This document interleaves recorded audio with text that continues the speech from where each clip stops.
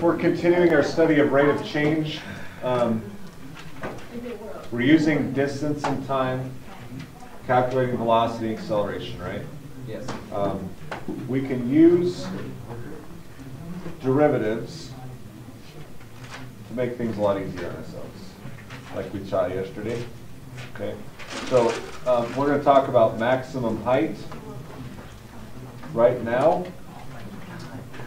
So we have, and this is a perfect physics problem. We have a stone that is shot with a slingshot. Okay. I love shooting stuff. I love snowing. And it has to be vertically right now because of the formula that we know.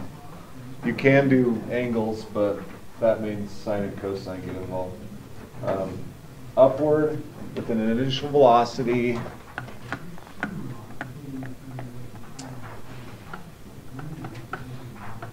Isn't there a number?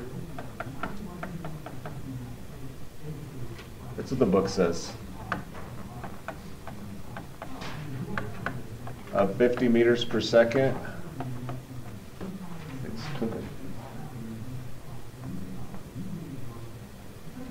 From an initial height of 10 meters.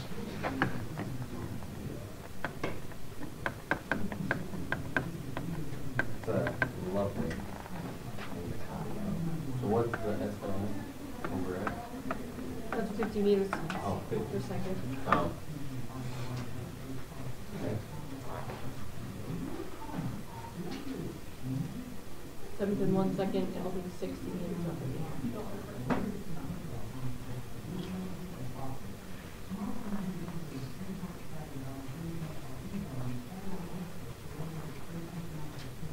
These are really thin walls.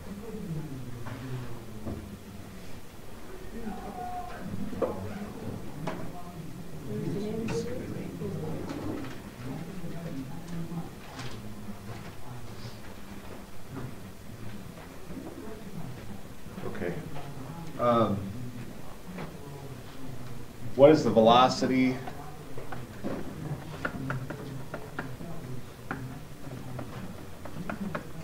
At t equals 2 and t equals 7.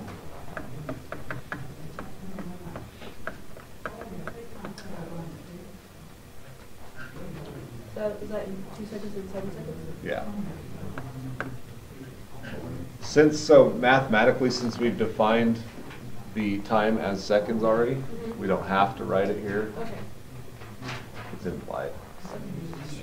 So, do I have a function to work with yet?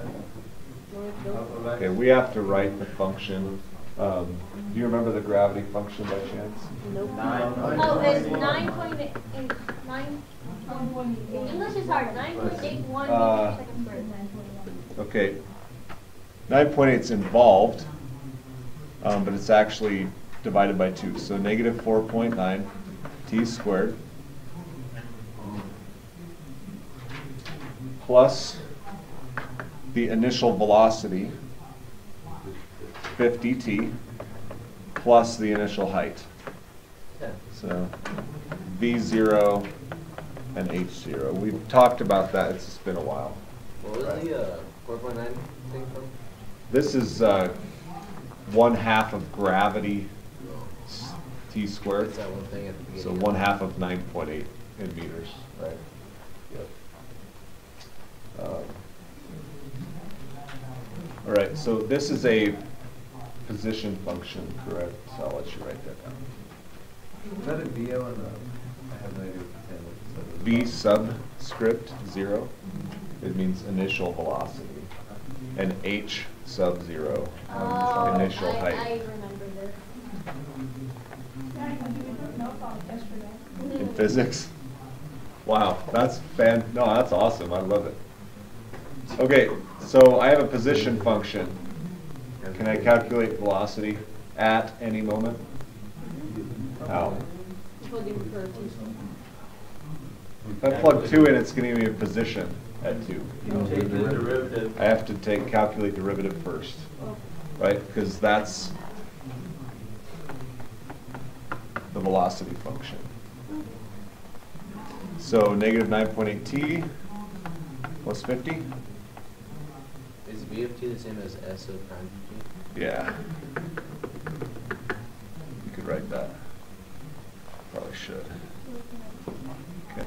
That's, Now can I plug to it? yeah. This is s prime at t equals v of t. So yeah, if you're given a position function, calculate the derivative is velocity. So v at 2, negative 9.8 times 2 plus 50,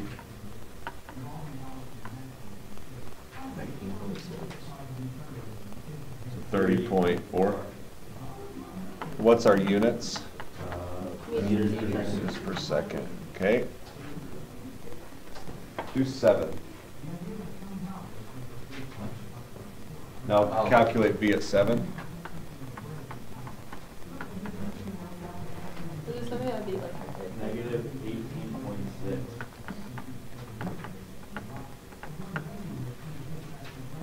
Get in the habit of identifying units.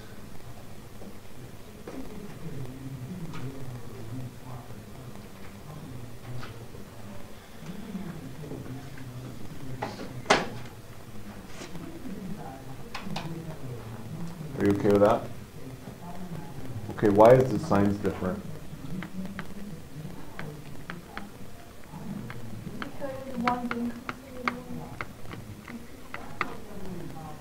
Somewhere between the two numbers, the switch direction, right? Yeah, it's a direction change, right? So this one is going which direction? up. Yeah, up. You could also say that s of t is increasing based on that information. And that's chapter 4. So well done, Kyra. And this means we are going down. So that's when this stone is falling? Mm-hmm. We could also say that s of t is decreasing. Remember those words from last year? Increasing and decreasing. So, you know, yeah, obviously it's shaped like this. Velocity is positive, negative, right? Increasing and decreasing. Right. So much easier than algebra. Yeah. Like the algebra behind that, you have to complete the square. Find the vertex, x value, plug it in, get the y value. Whoa. Okay, so are we good there? But you just plugged in the number. Yeah, I know. I just spoke here. That's the next one. Okay, so let's say what is the stone maximum height?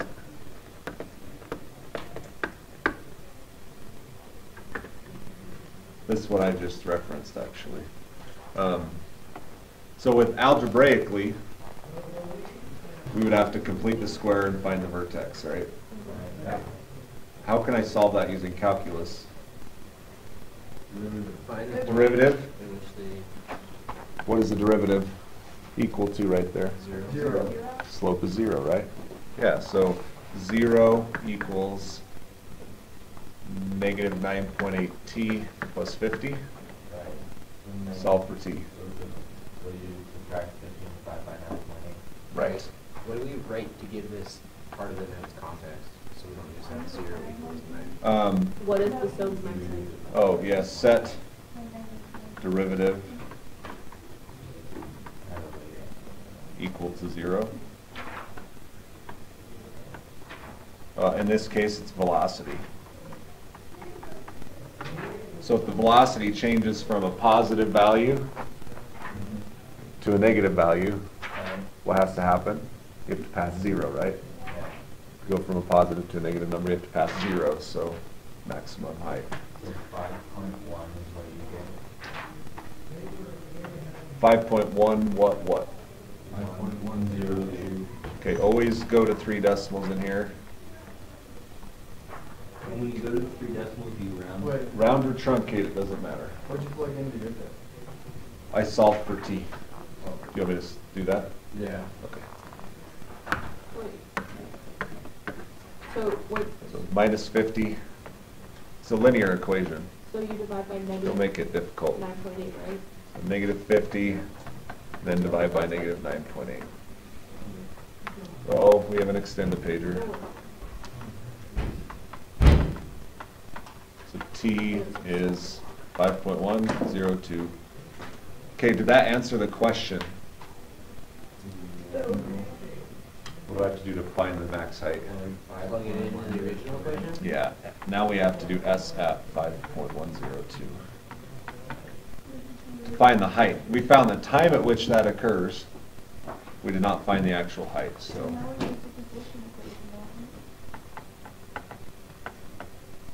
So the original equation would be the very first equation? Yeah, then I guess SAT? one point. Yep. Squared. Because that is a position function, and you are finding a position of, right, height. So, whatever that is. So derivative is slope, but when you say t equals something, that means it's the time? Time is t. So this is the time at which we are at the maximum height.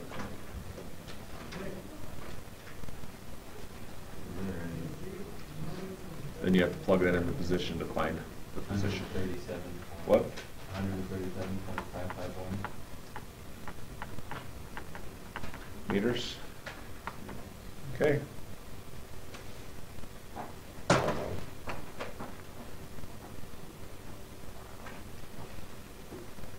Clear as mud or clear as water? Mud. Clear as the Colorado River.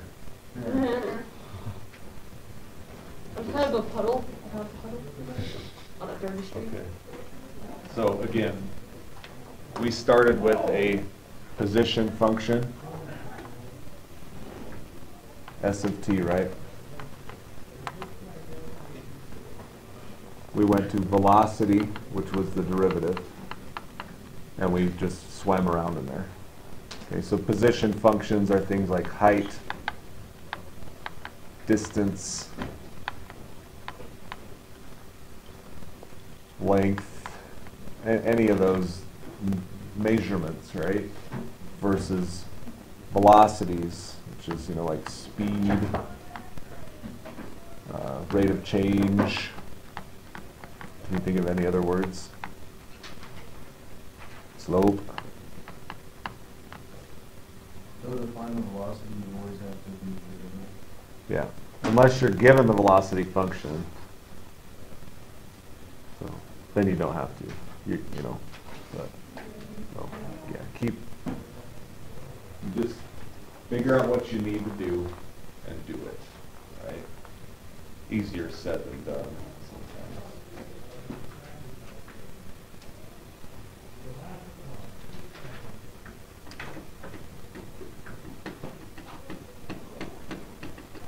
Okay. Oh, yeah, please. Right. Okay.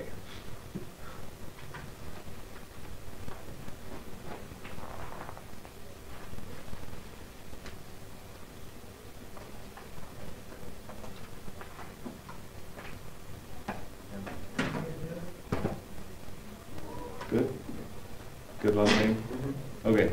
We are going to talk about something that's very near and dear to AP calculus.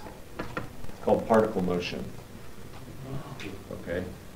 So basically, you don't have to understand what particle motion is to solve the problem. So you can pull the math out and do it. But in this problem, this is the x-axis, right?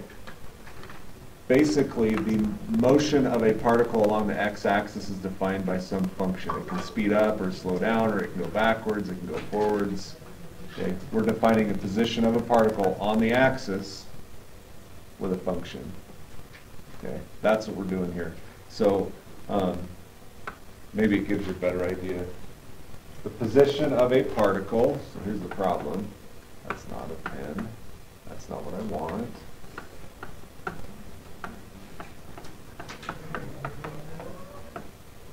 You guys gotta tell Mr. Whitley to quit kicking my butt in the weight room. Hey.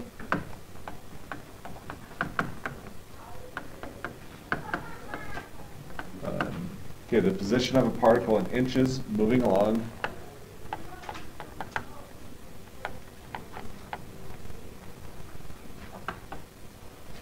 the x-axis after t seconds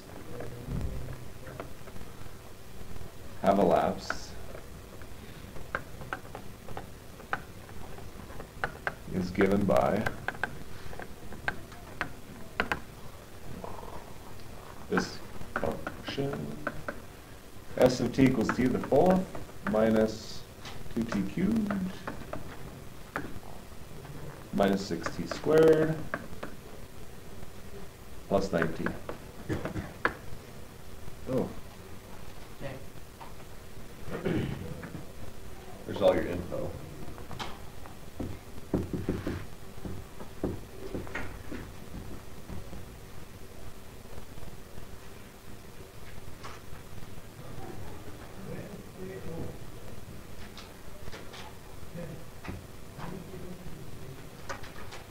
What could I ask you?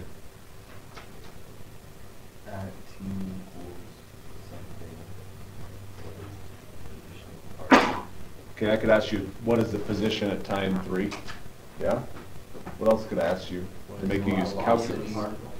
Okay, what's the velocity at?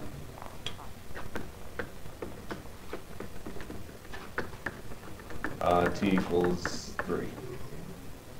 And we would do what? Derivative. Calculate derivative, plug and chug, right? So you're getting it. Untitled Chapter.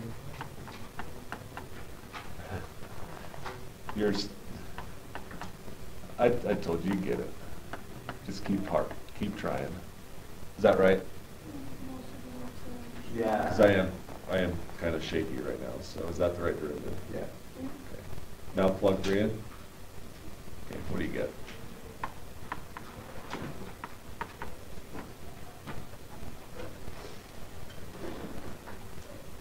I have 27.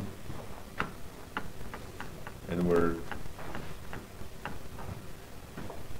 in a rate, so it's measurement by time.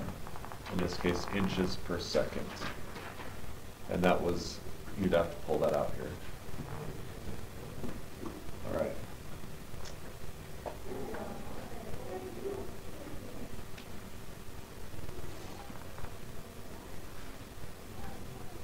Here's another question you could ask. When is the particle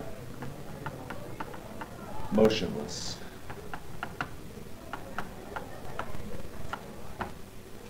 So if you set that equal to 0. Set that? You set the derivative. The equation equal to 0. What equation? We've got two. Derivative. Thank you. Okay, David. So this is a danger that most people fall into. You're very unspecific, and mathematics is a very specific language. So when you say that or it, what does that mean? You will get it wrong. You take the derivative to Okay. Yes. So you need to be specific and say when. You don't have to write this, but you could say this will get you a point on an AP exam. Just setting the derivative equal to 0. Okay? So don't say when it is 0. Bad. Shame on you. Okay? This will also get you that point.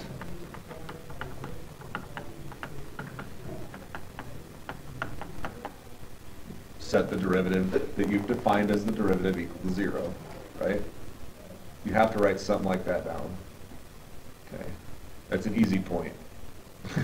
Because the velocity is 0 when the particle is motionless, right? So, did you hear me catch myself? I said the velocity is 0 and it is motionless.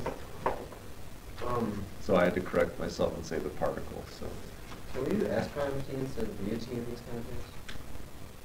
Because that always throws me off. S prime is fine. Okay. Yep, either one works. You'll know what you're talking about. Okay, this is probably going to be a calculator-friendly problem. Do you remember how to solve for zeros in a cubic on a calculator? That would be a quadratic.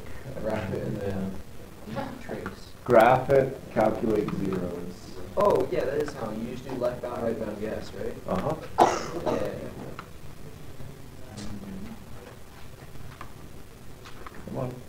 No. Thank you. Oh, the computer's going slow. Okay, what's the function? 4 x cubed. Just use x, it doesn't matter. 60 squared.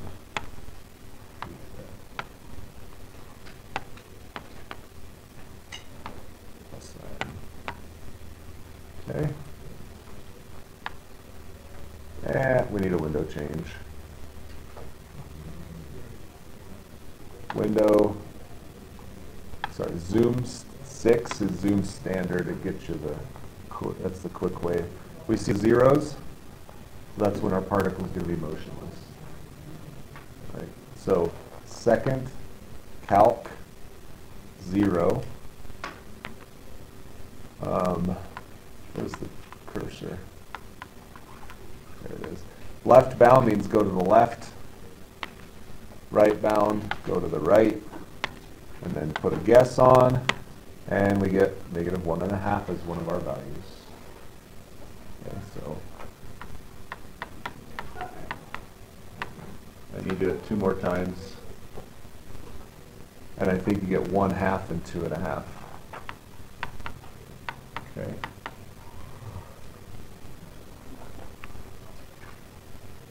So the calculus is not that hard.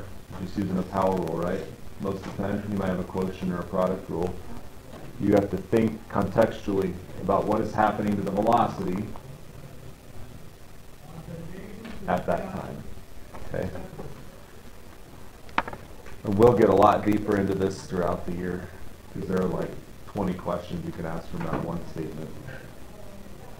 We could ask, what direction is the particle going? When is it at rest? When does it change direction? What is the maximum velocity? What's the minimum velocity? What is its position at this time? Okay, so any questions? What was the double time thing for? The what? The double time? Acceleration. You could ask about acceleration too. Yeah. Which I didn't go into here, but I actually jumped a day ahead on that one. So, because I kept doing that for all the time. you don't need to, no. When things come up like that and you guys ask questions, I will just tell you. I don't hide it from you. So, okay, there's the new stuff. Okay, and then AP 212, 3.245 and 60. Just keep practicing those rules for calculating derivatives, and I promise you they will get easier. If you can get those basic calculation techniques down and get a basic understanding of stuff like this, you're easy to looking at a 3 on the AP exam. Okay, so because the exam is so predictable, unlike the science test, it's very coachable. Coach right to it. Okay, done. Let's make product rule and quotient rule cards right now because you have a quiz Tuesday. How about that?